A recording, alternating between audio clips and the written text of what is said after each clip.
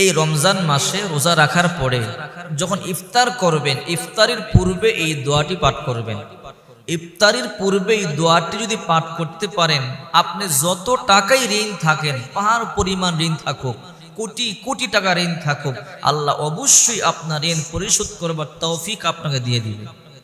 এরপরে আপনি যত জটিল এবং কঠিন রোগে আক্রান্ত হন না কেন, আল্লাহ আপনাকে মুক্ত করে দিবে। আল্লাহ পাক আপনাকে ধন সম্পদ দিয়ে পরিপূর্ণ করে দিবে, আপনার মনের আশা পূর্ণ করে দিবে, দুশ্চিন্তা টেনশন থেকে আল্লাহ অবশ্যই আপনাকে মুক্ত করে দিবে। ইফতারির পূর্বেই দোয়াটি পাঠ করবেন, কারণ হাদিস শরীফের মধ্যে এসেছে রাসূল করিম সাল্লাল্লাহু আলাইহি ওয়াসাল্লাম বলেছেন, ইফতারির সময় দোয়া কবুল হয়। ইফতার সামনে নিয়ে দোয়া করলে দোয়া কবুল হয়। এই জন্য ইফতার সামনে নিয়ে এই দোয়াটি পাঠ করবেন, আল্লাহ তাআলা অবশ্যই আপনার দোয়া কবুল করবে।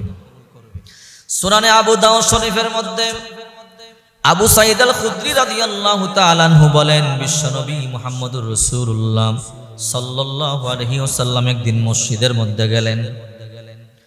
মসজিদের মধ্যে যাওয়ার পরে আল্লাহর হাবিব দেখলেন একজন আনসারী সাহাবী, যুবক সাহাবী, নাম তার আবু উমামা, দুশ্চিন্তা টেনশন পেরেশানি অবস্থায় কান্না করতেছে। আল্লাহর হাবিব বললেন, মা লাকা ইয়া আবা উমামা, হে আবু উমামা তোমার কি হয়েছে? মা ইবুকি, কেন কান্না করো? কি সমস্যা তোমার আমাকে বলো।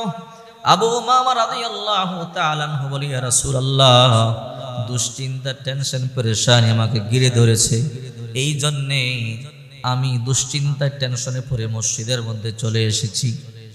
ওগো নবীজি, আমি বড় ঋণগ্রস্ত হয়ে পড়েছি, আমাকে সবাই চতুর্দিক থেকে আক্রমণ করে ঘিরে ধরে ঋণ দেওয়ার জন্য পরিশোধ করতে পারি না, তাই দুশ্চিন্তায় পড়ে মসজিদের মধ্যে চলে এসেছি।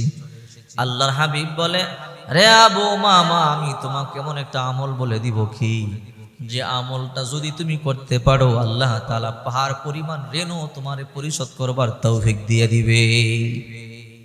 দুশ্চিন্তা দূর করে দিবে, টেনশন দূর করে দিবে, আল্লাহ তাআলা পেরেশানি দূর করে দিবে।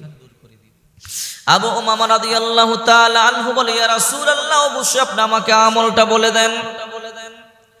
আল্লাহর হাবিব বলে, রে আবু উমামা, তুমি এই আমলটা বেশি বেশি করবা, সকাল সন্ধ্যায় এই দোয়াটা বেশি বেশি পাঠ করবা।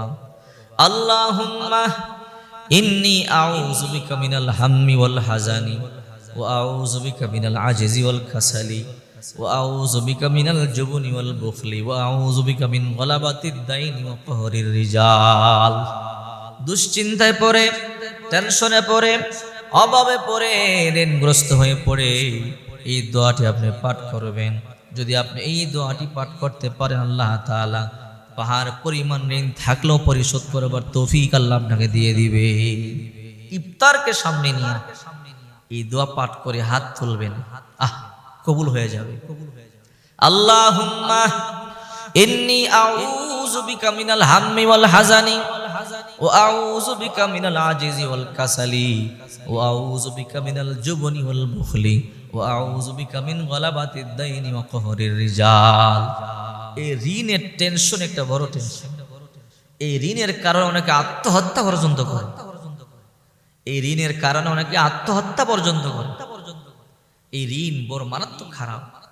এই জন্য সহজে ঋণ করবেন না। এই জন্য বিশ্বনবী মুহাম্মদ সাল্লাল্লাহু আলাইহি ওয়াসাল্লাম বলেন, তোমরা এই দোয়া পড়বা, আল্লাহ ঋণ পরিশোধ করে দিবে। চিন্তা করে দেখেন, একটা শিক্ষা এখান থেকে বের হলো।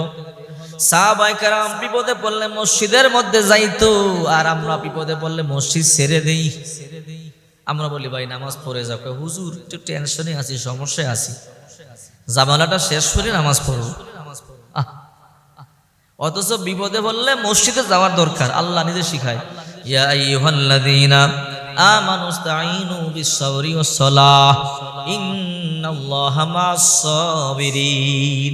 হে ঈমানদারেরা, তোমরা দুইটা মাধ্যমে সাহায্য চাইবা যদি তোমরা বিপদের মধ্যে পড়ে যাও। এক নম্বরে তোমরা ধৈর্য ধারণ করবা, দুই নম্বরে সালাতে দাঁড়ায়া যাইবা। এই দুইটা মাধ্যমে আল্লাহ তাআলা বান্দারে দ্রুত সাহায্য করেন। আল্লাহ তাআলা বলেন, ইন্নাল্লাহা মা'আস-সাবিরিন, ধৈর্যশীল যারা তাদের সাথে আমি আছি। ধৈর্য ধারণ করবেন, সেজদায় পড়ে যাবেন, ওয়াসজুদ ওয়াকতারিব, যত সেজদা দিবেন তত আল্লাহ নিকটবর্তী হয়ে যায়। এই জন্য আমি বলছিলাম ইফতারকে সামনে নিয়ে সুনানে আবু দাউদ শরীফের এই দোয়াটি আপনি পড়বেন। পাহাড় পরিমাণ ঋণ থাকলেও আল্লাহ পরিশোধ করার তৌফিক আপনাকে দিয়ে